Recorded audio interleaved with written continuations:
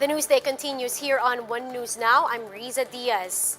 It's Valentine's weekend and more people are coming in the Dangwa flower market to buy gifts for their loved ones. So let's check out the situation on the ground. We have Ryan Ang who's reporting live from Manila City.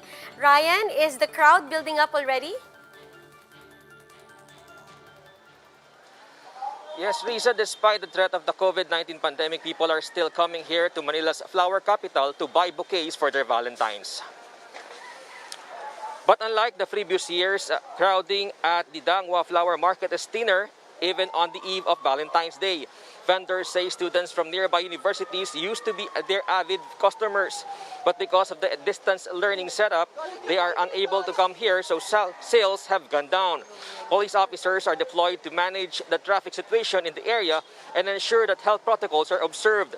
The points of entrance and exit are now also separated.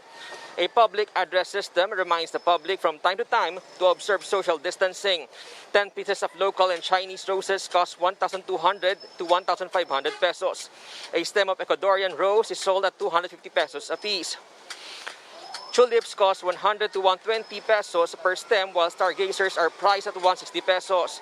Sunflowers are sold at 500 pesos for 10 pieces, while carnation are sold at 250 for 10 pieces also. Aling Inday, a reseller, goes to Dangwa every year to buy roses at wholesale prices, but she was dismayed to find that prices this year almost doubled. Other customers opted to buy other types of flowers for their loved ones because they come in cheaper. The more popular alternative are Gerbera, sold at 300 pesos for every 10 pieces, and Malaysian mums, which cost only 180 pesos for half a dozen stems.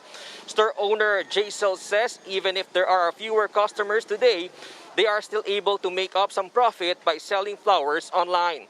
Other customers, meanwhile, say they would rather give chocolates and other gifts. Risa, vendors are expecting more people to come here in Dangwa by tonight until tomorrow. But flower prices are also expected to shoot up because of the demand. So sellers are encouraging people to buy their bouquets earlier.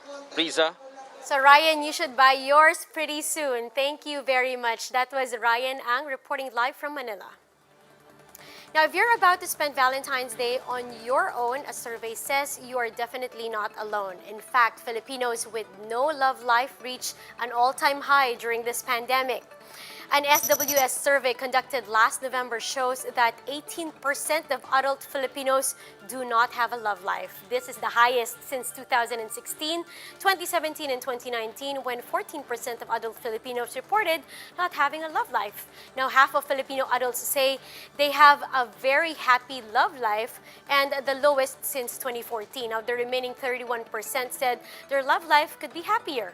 Now, the SWS said happiness with love life is highest among married men and women.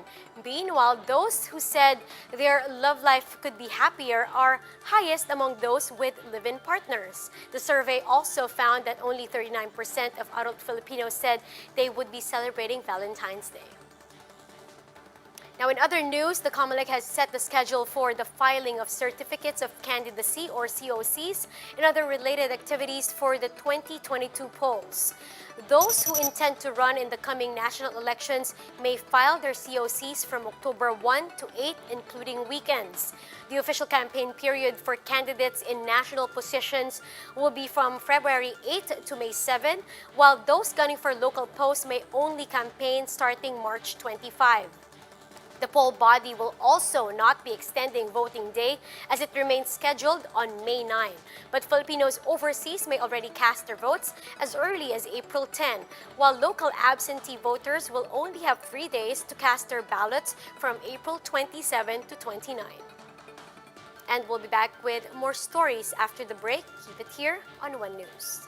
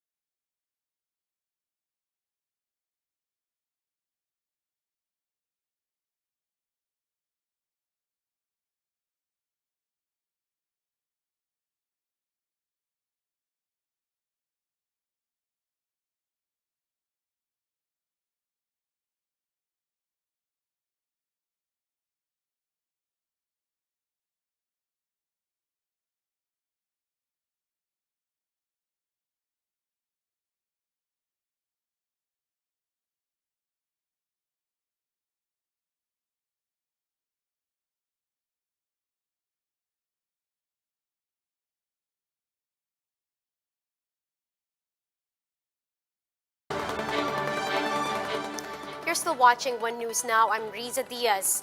The Land Transportation Office says vehicles up for registration still have to undergo inspection. In today's Laking Handa briefing, LTO Chief Edgar Galvante clarified that what is not mandatory is going through private motor vehicle inspection centers or PMVICs. But Galvante said those who want to have their vehicles checked at the centers will now be charged with cheaper inspection fees. Recall that Malacanang has ordered the LTO to suspend the mandatory conduct of motor vehicle inspection system. Now, under the scheme, vehicles had to pass an automated 3-stage system with 73 inspection points. Ang hindi na mandatory po ay yung pagdadaan sa private motor vehicle inspection system. Pero yung motor vehicle inspection, isasagawa pa po yan at pagpapatuloy na isagawa. Yan po kasi ang daan para matignan natin kung ang sasakyan ay roadworthy. Now, at least 12 hikers are set to face charges for violating wildlife laws after they allegedly collected wild plants in Mount Malindig, Marinduque. Environment Undersecretary Jonas Leones said the suspected violators posted photos online last February 9 and eventually became viral. According to Leones, some of them appear carrying pitcher plants, which are considered endangered already. One item collected was yung pitcher plant. It was this is cited as illegal endangered species then. So may mga ganun tayong criteria kasi threatened, endangered. So pag mga endangered species, dapat talaga we are protecting it. The hikers were summoned to the DENR's field office in Marinduque and are likely to face charges for violating the Wildlife Act of 2001. The agency reminded the public to refrain from engaging in any unauthorized collection and trading of wildlife species. Nagpunta naman sila. So that shows na talagang hindi nila alam yung ginawa nila. So nakakommit sila ng violation sa ating environmental laws. They deleted the post but we were able to obtain yung copy ng pinost nila. So we will be using this post as evidence against them. Meanwhile, here are other headlines we're keeping our eyes on. The Education Department launches free online tutorial platform eTulay in a bid to improve the distance learning setup. The initiative seeks to help students to learn and master various topics, especially on reading and mathematics. Virtual tutorial sessions can be live streamed on DepEd's official Facebook pages and YouTube channels. The Environment Department's crackdown on illegal dump site continues. The agency reports that they recently padlocked 2 government-run open dump sites in Misamis Oriental. The DENR is aiming to close all open dump sites across the country before the end of the month. And TESTA Deputy Director John Bertis is pushing for training courses that are tailor-fit for online sellers amid the pandemic. Bertis says the government should provide opportunities for online sellers to hone their skills in areas like digital marketing. Currently, TESDA is offering online courses on entrepreneurship, particularly on how to start and improve small businesses.